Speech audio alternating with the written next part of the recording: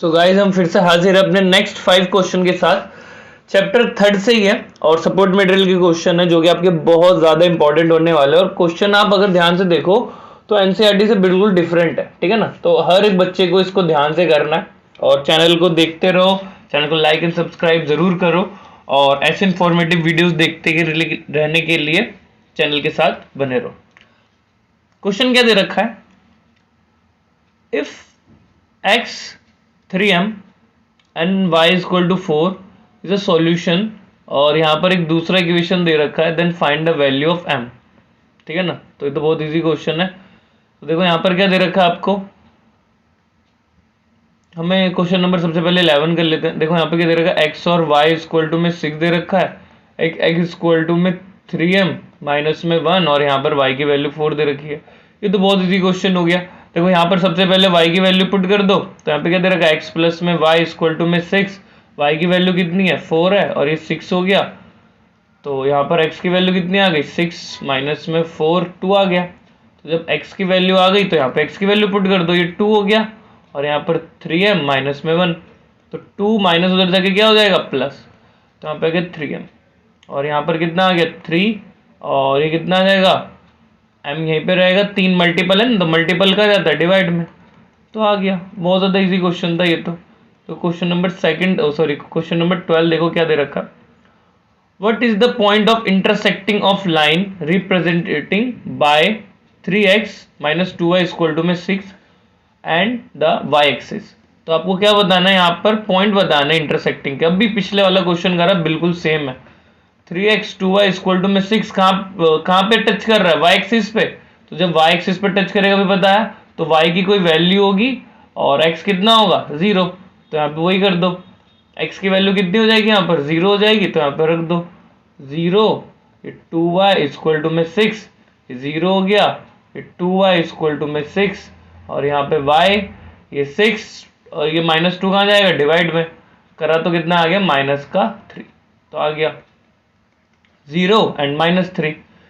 Easy question है बहुत ज़्यादा। 13 देखिए क्या करना चाहता है, for what value of p, p की वैल्यू निकालनी है। एक इक्वेशन दे रखा है यहाँ पर, क्या दे रखा है 2x plus P Y equal to में 8 एंड x प्लस में y इक्वल टू में 6 दे रखा है, हैव नो सॉल्यूशन। क्या दे रखा है, नो सॉल्यूशन। तो नो सॉल्यूशन कैसे होती है, हमारी पैरेलल लाइन होती है। इसका इक्वेशन बनता है a1 अपॉन में a2, b1 अपॉन में b2 एंड c1 अपॉन में c2। यहाँ पर क्या होता है हमारा, ये इक्वल नहीं होता, तो यहाँ से निकाल लो बस। a1 कितना दे रखा है 2, a2 कितना दे रखा है 1, b1 कितना दे रखा है p एंड b2 कितना दे रखा है आपके पास 1, बस यहाँ से निकाल लो, आ गया 2 आ गया आंसर। अगर आपको एक क्वेश्चन में थोड़ी सी भी दिक्कत आती है तो आप सबसे पहले जा करके हमारे इंट्रोडक्शन देखो, इंट्रोडक्शन देखते ही आपको सबका सब समझ आ जाएगा A to Z। इंट्रोडक्शन बहुत ज़रूरी होता है हर एक चैप्टर का, और इस चैप्टर का तो सबसे ज़्यादा ज़रूरी है। आगे देखिए क्या कह रखा है 14 क्वेश्चन में, बोल रखा है a motorcycle moving along with the line. तो मोटरसाइकिल दे रखा है, तो यहाँ पे बना लेते हैं x माइनस में y इक्वल टू में 2, और जो दूसरी मोटरसाइकिल है उसका क्या है x माइनस में y इक्वल टू में 4। तो बोल रहा है अनदर मोटरसाइकिल है, इक्वेशन दे रखी है out there the moving direction. तो उनका डायरेक्शन बताओ भाई कैसा रहेगा।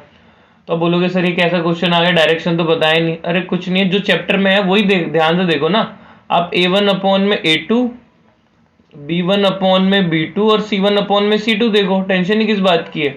a1 कितना है 1 है, a2 भी 1 है, b1 माइनस 1 है, b2 भी माइनस का 1 है, और c2 कितना है 2 और ये 4, तो इसको काटा कितना आ गया 1 अपॉन में 2, यहाँ पे माइनस से माइनस कट गया। तो देखो यहाँ पर क्या आ रहा है a1 अपॉन में a2 equal to b1 upon में b2 आ रहा है, बट वो इक्वल नहीं है किसके, c1 अपॉन c2 के। तो कौन सी होती है, कौन सा लाइन होता है, तो हमारा a1 अपॉन में a2 b1 अपॉन में b2 बराबर होता है, और ये बराबर नहीं होता, उसको हम क्या बोलते हैं हम पैरेलल लाइन। तो जो बाइक्स हैं दोनों कैसे मूव कर रही है भाई, किस डायरेक्शन मूव कर रही है, पैरेलल लाइन में। हो गया। 15 क्वेश्चन देखिए, find the value of k, k की वैल्यू निकालनी है।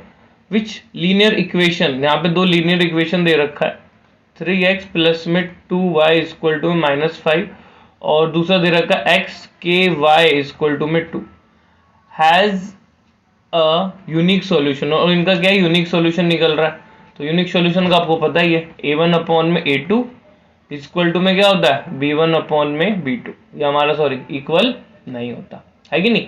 A1 आ गया 3, A2 कितना आ गया 1, B2 कितना आ गया 2 और B2 कितना है माइनस का K हो जाएगा ना यहाँ पर।